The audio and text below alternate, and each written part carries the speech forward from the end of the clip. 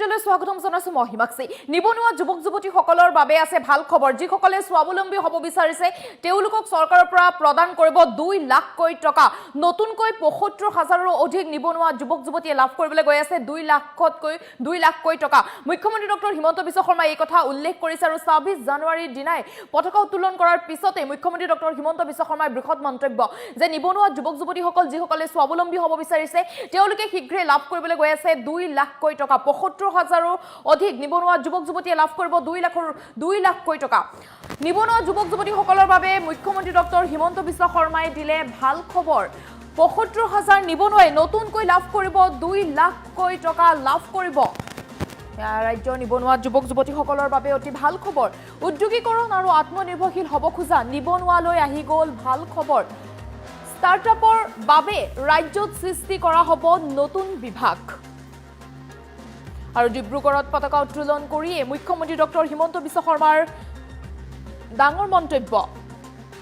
নিবনুৱা যুৱক যুৱতীসকলক ভাল খবৰ দিলে। ৰাজ্যৰ নিবনুৱা যুৱক যুৱতীসকলক ভাল খবৰ দিলে মুখ্যমন্ত্ৰী ডক্টৰ হিমন্ত বিশ্ব শৰ্মাই। ৭৫,০০০ নিবনুৱাই শীঘ্ৰে লাভ কৰিবলৈ গৈ আছে 2 লাখ কোটি টকা লাভ কৰিবলৈ গৈ আছে। যিসকলে আত্মনিৰ্ভৰশীল হ'ব বিচাৰিছে আৰু উদ্যোগীকৰণ আৰু আত্মনিৰ্ভৰশীল হ'ব খোজা নিবনুৱাসকললৈ এয়া ভাল খবৰ। বছৰৰ প্ৰথমতে এয়া ভাল খবৰ দিলে মুখ্যমন্ত্ৰী ডক্টৰ হিমন্ত বিশ্ব শৰ্মাই। ২৬ জানুৱাৰীত পতাকা উত্তোলন কৰাৰ পিছতে মুখ্যমন্ত্ৰী ডক্টৰ হিমন্ত বিশ্ব শৰ্মাৰ বৃহৎ মন্তব্য যে 2 লাখ কোটি টকা নিবনুৱাই লাভ কৰিবলৈ গৈ আছে। ৭৫,০০০ৰো অধিক নিবনুৱা যুৱক যুৱতীয়ে লাভ কৰিব 2 লাখ কোটি টকা। যিসকলে স্বাৱলম্বী হ'ব বিচাৰিছে বা যিসকলৰ ব্যৱসায় কৰিব মন বা যিসকলে স্বাৱলম্বী হ'ব বিচাৰিছে উদ্যোগীকৰণৰ বাবে মুখ্যমন্ত্ৰী ডক্টৰ হিমন্ত বিশ্ব শৰ্মাৰ এয়া বৃহৎ মন্তব্য। ৭৫,০০০ নিবনুৱাই নতুনকৈ লাভ কৰিবলৈ গৈ আছে 2 লাখ কোটি টকা লাভ কৰিবলৈ গৈ আছে। আৰু উদ্যোগীকৰণ আৰু আত্মনিৰ্ভৰশীল হ'ব খোজা নিবনুৱালৈ এয়া ভাল খবৰ দিলে মুখ্যমন্ত্ৰী ডক্টৰ হিমন্ত বিশ্ব শৰ্মাই। পতাকা উত্তোলন কৰাৰ পিছতে মুখ্যমন্ত্ৰীগৰাকীৰ বৃহৎ মন্তব্য। মুখ্যমন্ত্ৰীগৰাকীৰ মন্তব্য আছে, মন্তব্য আগবঢ়াইছোঁ।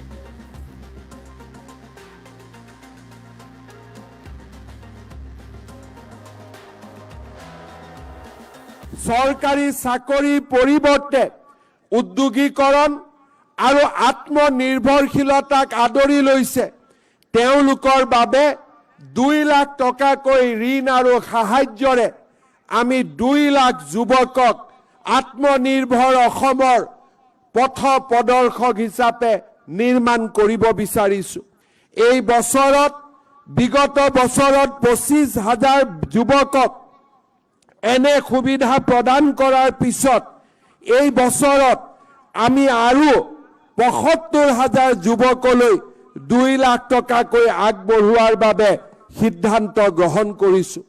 মই আজিৰ গণৰাজ্য দিৱসত থিয় হৈ অসমৰ নতুন যুৱক যুৱতীসকলৰ বাবে নতুনকৈ সুবিধা হোৱাকৈ আমাৰ ৰাজ্যত প্ৰথমবাৰৰ বাবে ভাৰতৰ ভিতৰতে এটা নতুন ডিপাৰ্টমেণ্ট ফৰ ষ্টাৰ্টআপছ, অৰ্থাৎ যিসকলে ষ্টাৰ্টআপছৰ কাম কৰিব খোজে, ইনকিউবেশ্যনৰ জৰিয়তে নতুন নতুন জ্ঞান আৰু অৰ্থনৈতিক সুবিধাৰ পথ প্ৰশস্ত কৰিব বিচাৰে তেওঁলোকৰ বাবে ডিপাৰ্টমেণ্ট অফ ষ্টাৰ্টআপছ হিচাপে এটা নতুন বিভাগ নিৰ্মাণ কৰাৰ বিষয়েও মই আজিৰ এই গণৰাজ্য দিৱসৰ পবিত্ৰ পতাকাৰ তলত থিয় হৈ ঘোষণা কৰিব বিচাৰিছোঁ।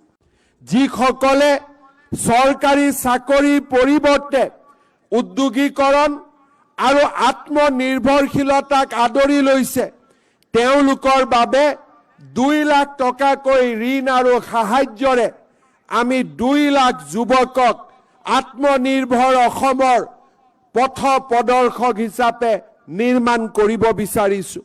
এই বছৰত বিগত বছৰত ২৫,০০০ যুৱকক এনে সুবিধা প্ৰদান কৰাৰ পিছত এই বছৰত আমি আৰু ৭৫,০০০ যুৱকলৈ 2 লাখ টকাকৈ আগবঢ়োৱাৰ বাবে সিদ্ধান্ত গ্ৰহণ কৰিছোঁ।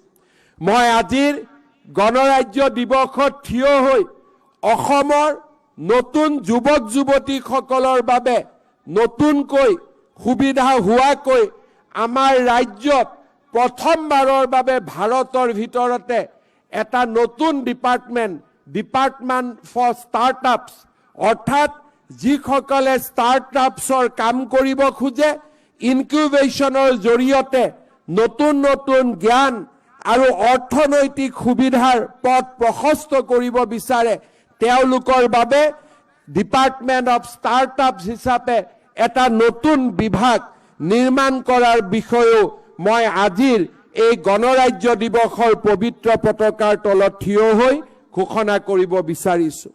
যিসকলে চৰকাৰী চাকৰিৰ পৰিৱৰ্তে উদ্যোগীকৰণ আৰু আত্মনিৰ্ভৰশীলতাক আদৰি লৈছে তেওঁলোকৰ বাবে 2 লাখ টকাকৈ ঋণ আৰু সাহায্যৰে আমি 2 লাখ যুৱকক আত্মনিৰ্ভৰ অসমৰ পথ প্ৰদৰ্শক হিচাপে নিৰ্মাণ কৰিব বিচাৰিছো।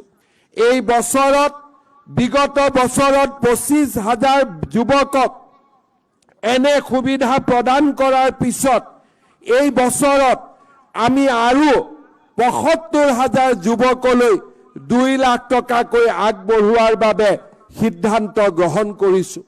মই আজিৰ গণৰাজ্য দিৱসত থিয় হৈ অসমৰ নতুন যুৱক যুৱতীসকলৰ বাবে নতুনকৈ সুবিধা হোৱাকৈ আমাৰ ৰাজ্যত প্ৰথমবাৰৰ বাবে ভাৰতৰ ভিতৰতে এটা নতুন ডিপাৰ্টমেণ্ট ফৰ ষ্টাৰ্টআপছ অৰ্থাৎ যিসকলে ষ্টাৰ্টআপছৰ কাম কৰিব খোজে ইনকিউবেশ্যনৰ জৰিয়তে নতুন নতুন জ্ঞান আৰু অৰ্থনৈতিক সুবিধাৰ পথ প্ৰশস্ত কৰিব বিচাৰে তেওঁলোকৰ বাবে ডিপাৰ্টমেণ্ট অফ ষ্টাৰ্টআপছ হিচাপে এটা নতুন বিভাগ নিৰ্মাণ কৰাৰ বিষয়েও মই আজিৰ এই গণৰাজ্য দিৱসৰ পবিত্ৰ পতাকাৰ তলত থিয় হৈ ঘোষণা কৰিব বিচাৰিছো।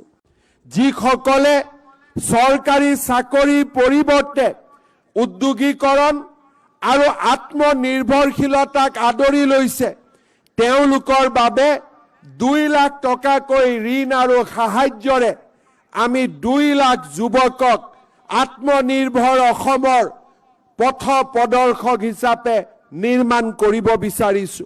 এই বছৰত বিগত বছৰত 25,000 যুৱকক এনে সুবিধা প্ৰদান কৰাৰ পিছত এই বছৰত আমি আৰু 75,000 যুৱকলৈ 2 লাখ টকাকৈ আগবঢ়োৱাৰ বাবে সিদ্ধান্ত গ্ৰহণ কৰিছো।